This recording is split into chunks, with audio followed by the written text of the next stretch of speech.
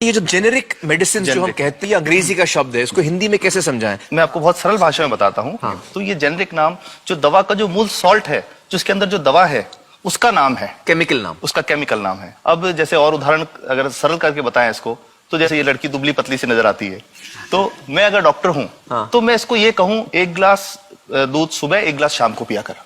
पर चिकित्सा के व्यवसाय में दुर्भाग्य से हमारे देश में ऐसा नहीं हो रहा। हम ये नहीं कहते कि आप भैंस का दूध लेके आइए, हम कहते हैं कि वो रामू की भैंस का दूध लेके आना। यही ब्रांडिंग है। ये जब उसकी दुकान पे जाती है, वो कहता है 500 रुपए लीटर है, लेना है कि नहीं लेना। तो जो 30 रुपए की चीज है वो 500 रुपए में मिलती है। तो अगर मैं डायबिटीज की दवा ले रहा हूं और अगर मैं ब्रांडेड दवा लेता हूं तो मुझे कितने की पड़ेगी? जैसे एक 117 रुपए में भी है, 117 रुपए में मिलती है। अब और अगर वही चीज हम उसके जेनेरिक मेडिसिन के नाम से लें तो वो कितने की बनती है? वो मात्र 1 रुपए 95 पैसे में 10 गोली मिलती है।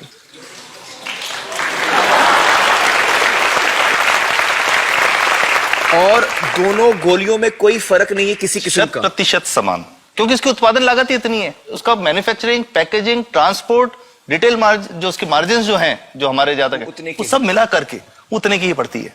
कुछ कैंसर के मैं आपको उदाहरण दूंगा, उसमें एक ही दवा जो ब्लड कैंसर के काम में आती है, बाजार में 1.25 लाख रुपए का एक पैकेट मिलता है। 1.25 लाख का एक पैकेट जो 1 महीने चलता है। और जेनरिक में वही दवा जेनरिक में अलग अलग कंपनीज जो बनाती हैं, एक 10,200 में बेचती है, एक 8,800 में बेचती है और एक 6,500 में बेचती है। मतलब ये आपका ये कहना है कि आपके ये प्रयास से इतने कम में राजस्थान में पब्लिक को, आवाम को ये दवाएं पहुंचा रहे हैं आप इस वक्त? जी, क्या बात है।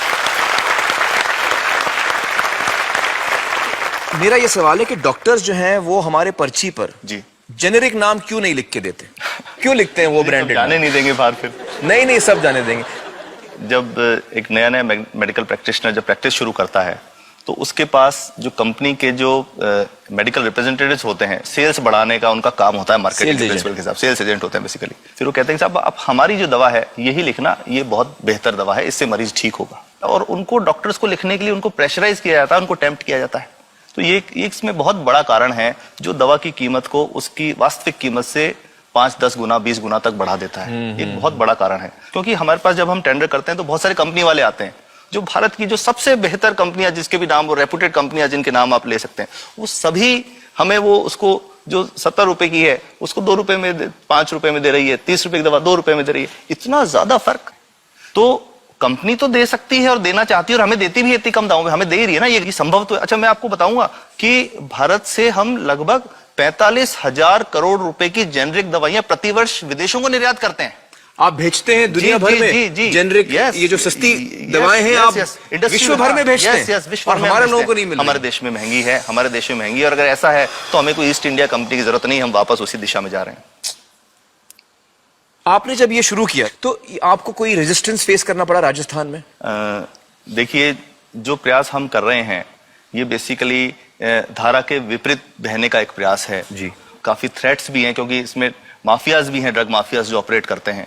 और हम हमेशा ये बात कहते हैं कि हम 100 साल से भी पुरानी शोषण की व्यवस्था को बदलना चाहते हैं, पर हमने हमेशा डॉक्टर्स को दोषी नहीं माना। सारे डॉक्टर्स बुरे नहीं है। 50-60% तो जेन्युइनली वो चाहेंगे कि गरीबों को कम कीमत पे दवा मिल जाए, वो चाहेंगे। और आज भी ऐसे डॉक्टर्स हैं जो अपने घर से सैंपल्स ला करके अपने जेब से पैसे निकाल के मरीज का इलाज कराते हैं। ऐसे डॉक्टर्स आज भी हैं। बिल्कुल सही। तो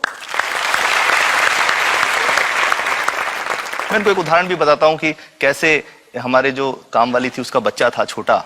इंसिडेंटली हम इस समय छुट्टी मनाने कोई बाहर गए। जब हम लौट के आए 10-12 दिन बाद, तो वो लक्ष्मी के साथ उसका छोटा जो बेटा था राजू, वो भी उसके साथ आता था जब, और मेरे बच्चों के साथ खेलता था, मेरे बेटे के साथ खेलता था। तो वो लक्ष्मी अकेली आई, राजू नहीं आया। तो हमने पूछा कि क्या हुआ, तो उसने जो बात बताई कि साहब वो उसको, आप गए थे, उल्टी दस्त हो गया था। उल्टी दस्त की बीमारी के लिए वो जब दवा लेने गई तो केमिस्ट ने उसको कहा कि इसके तो 400 रुपये लगेंगे। तो उसने कहा साहब मैंने खूब मांगा, मेरे पास 400 रुपये मुझे नहीं थे, और मेरा बच्चा रात को ही उसको दस्त आते रहे, वो खत्म हो गया। और मैं आपको ये कहना चाहता हूं कि वो जो दवा लिखी थी कि वास्तव कीमत 1.5-2 रुपए ही है, तो वो बच्चे की जान बच सकती थी। 65 वर्ष के बाद भी अगर कोई बच्चा उल्टी दस्त से मर जाए तो मैं नहीं समझता इससे शर्मनाक बात कोई हम लोगों के लिए हो सकती है। और सबसे बड़ी बात कि इसे आसानी से बदला जा सकता है। हमें सबको एक समन्वित, एक संगठित प्रयास करने की जरूरत है। ये तो कुछ भी नहीं है, कोई नई फैक्ट्री खोलनी नहीं, कोई नई दवा नहीं बनानी, ये सब जो गलत चल रहा है इसको रोकना ही तो है। तो दोस्तों, डॉक्टर समित की बातों से हमें यह पता चला है कि दवाइयों का जो कॉस्ट होता है, जो उनको बनाने का खर्च होता है, वो बहुत ही कम होता है और हमें इन कम दामों में ये दवाइयां मिल सकती हैं अगर हमारी राज्य सरकार जेनेरिक मेडिसिन की दुकानें खोले, जैसे राजस्थान सरकार ने किया है और जिसके लिए हम उन्हें सलाम करते हैं।